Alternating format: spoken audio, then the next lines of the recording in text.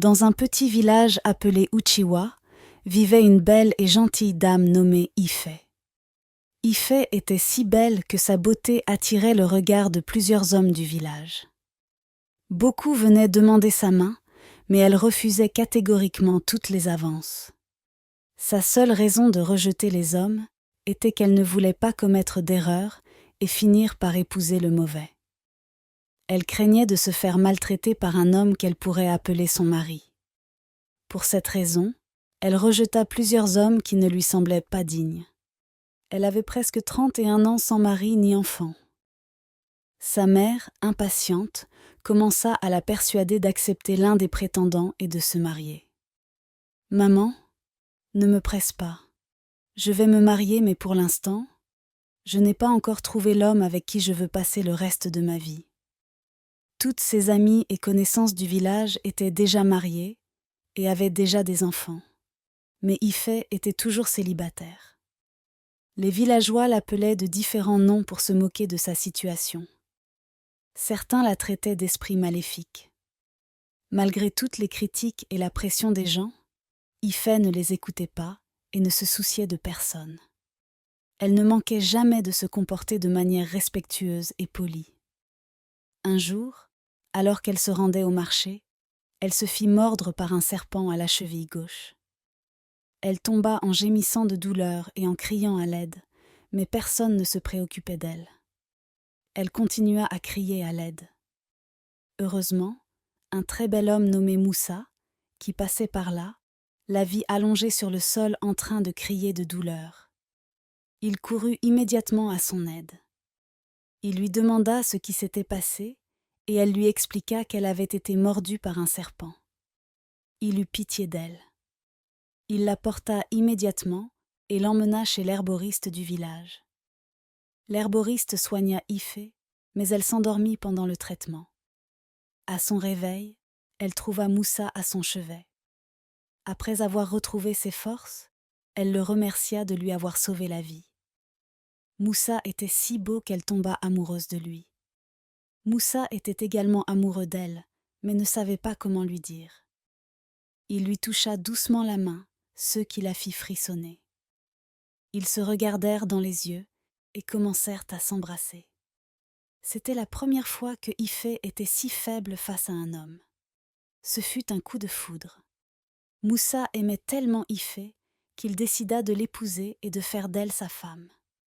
Une semaine plus tard, il demanda la main de Ife en mariage et elle accepta sa proposition. Après leurs noces réussies, Ife était très heureuse d'être mariée à Moussa. Elle emménagea chez Moussa et ils commencèrent à vivre comme mari et femme. Ils vivaient paisiblement jusqu'au jour où la mère de Moussa, Uzoma, leur rendit visite à la maison. La mère de Moussa était connue pour son comportement problématique et arrogant, et tout le monde faisait de son mieux pour éviter ses ennuis, car elle était connue pour sa sorcellerie et son amour pour la magie noire. Elle possédait d'étranges pouvoirs magiques qu'elle avait reçus directement de la déesse de la rivière du village d'Uchiwa et qu'elle utilisait pour faire du mal au lieu de faire du bien, ce qui effrayait encore plus les gens. Lorsque Ife vit sa belle-mère entrer, elle l'accueillit chaleureusement et lui servit de la nourriture. Elle mangea et apprécia le repas. « Tu sais très bien cuisiner, ma fille. J'ai vraiment aimé le repas. » Ife était très contente.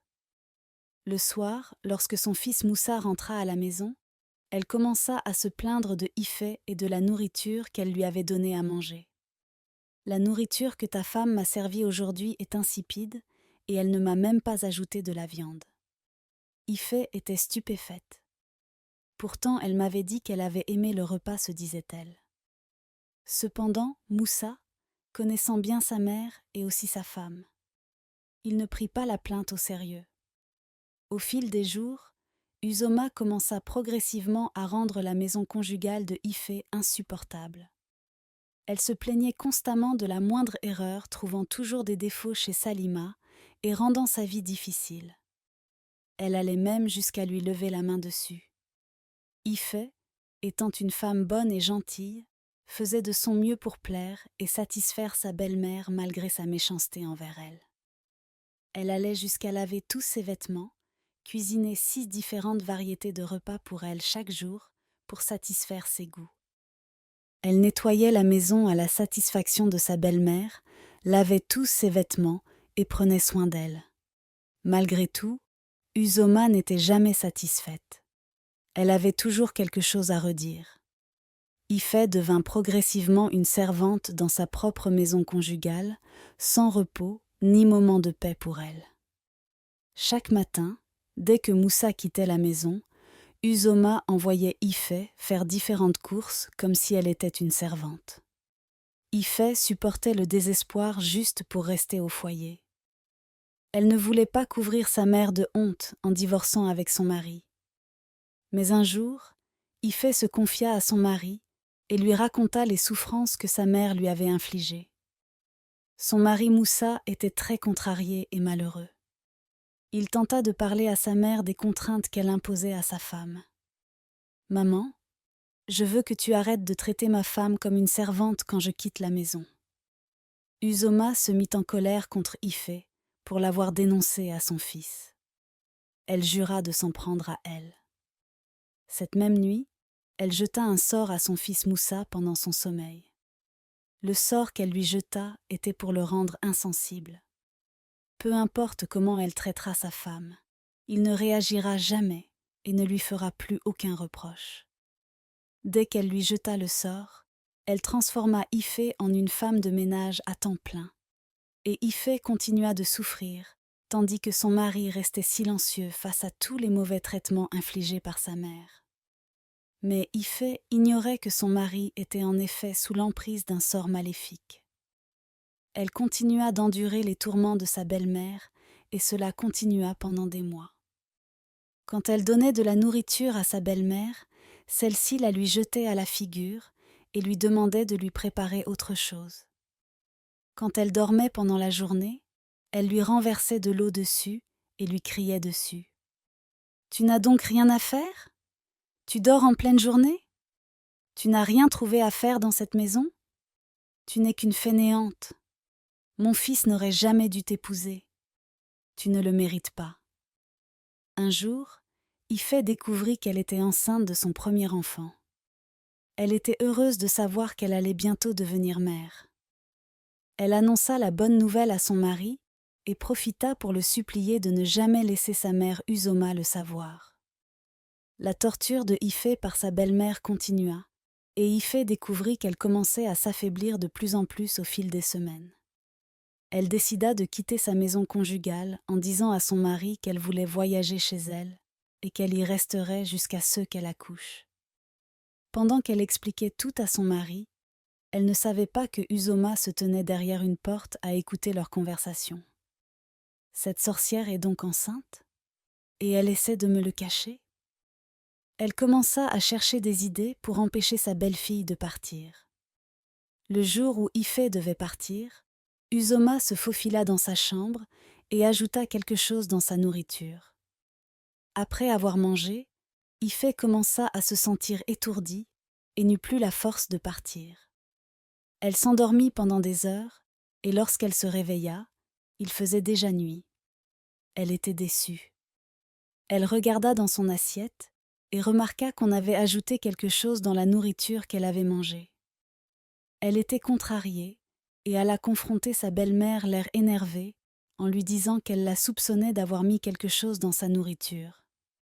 Uzoma ne pouvait pas croire que Ife avait le courage de la confronter. Elle décida de se venger. À la tombée de la nuit, elle utilisa ses étranges pouvoirs pour jeter un second sort à son fils. Cette fois, elle lança un sort pour que son fils fasse tout ce qu'elle lui demandera de faire. Elle commença par lui dire d'arrêter de prendre soin de sa femme et aussi d'arrêter de lui donner de l'argent pour la nourriture. Son objectif était de voir Ife mourir de faim.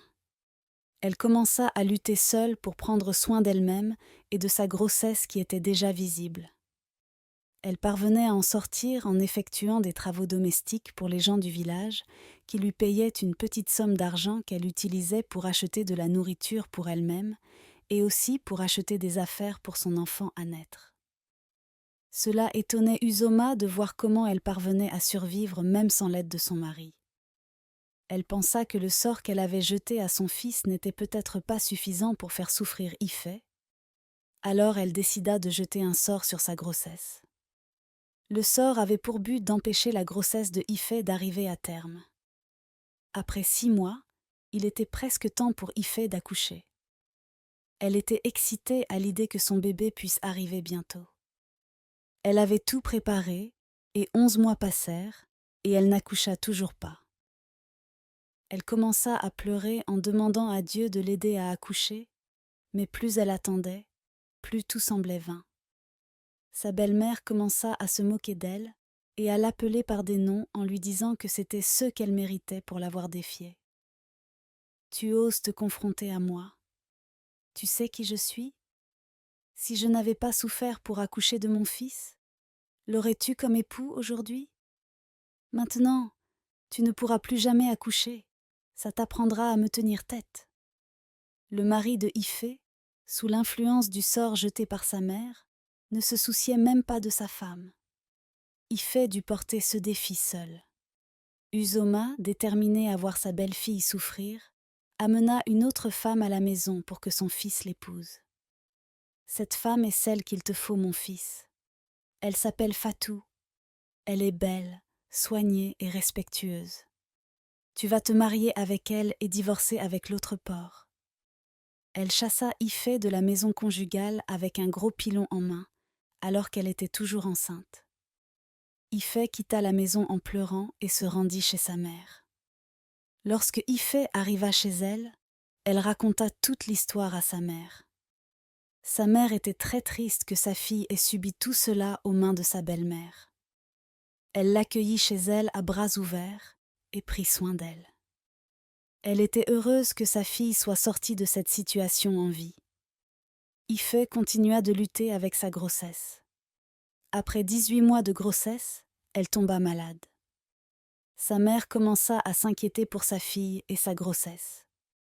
Comment peut-on porter un enfant pendant 18 mois sans accoucher ? Elle l'emmena chez un herboriste, et après que l'herboriste l'eut examinée, il dit à la mère de Ifé que la grossesse de sa fille était sous l'emprise d'un sort. « La belle-mère de votre fille lui a jeté un sort, madame. Tant qu'elle sera sous l'emprise de ce sort, elle ne pourra jamais accoucher, et elle pourrait probablement mourir avec la grossesse. » Sa mère était terrifiée et demanda à l'herboriste ce qu'elle pourrait faire pour annuler le sort.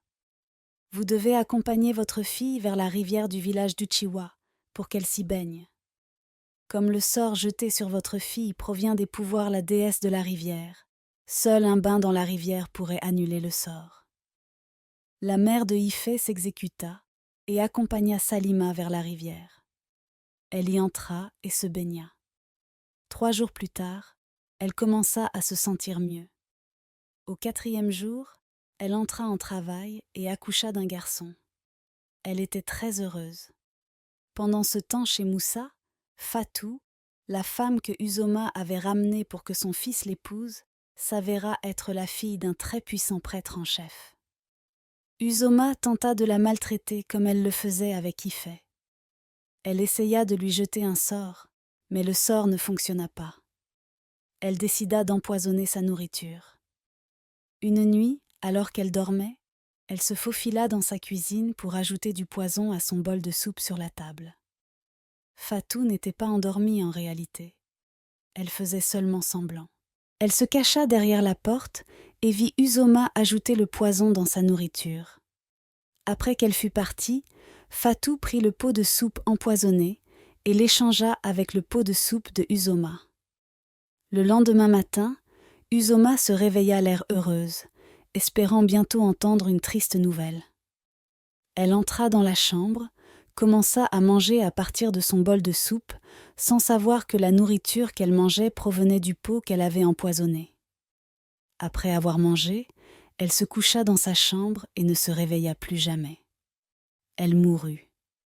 Fatou découvrit que ce qu'elle avait ajouté à son pot de soupe était du poison, et elle était très heureuse que la femme maléfique soit enfin morte. Juste après la mort de Uzoma, Le sort qu'elle avait jeté sur son fils se dissipa de ses yeux. Il commença aussitôt à chercher Ifeh. Fatou lui expliqua qu'elle avait été renvoyée par sa mère. « Ta mère m'avait menti. Elle m'a fait croire que Ifeh était une sorcière. C'est ce qui m'a poussée à venir ici pour t'épouser. Je suis désolée, mais maintenant que je sais que Ifeh est une femme innocente, je préfère m'en aller.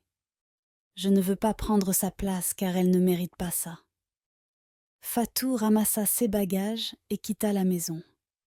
Moussa, quant à lui, se rendit chez Ifeh au village chez sa mère pour aller lui demander pardon. Lorsqu'il arriva, il découvrit que Ifeh avait déjà accouché.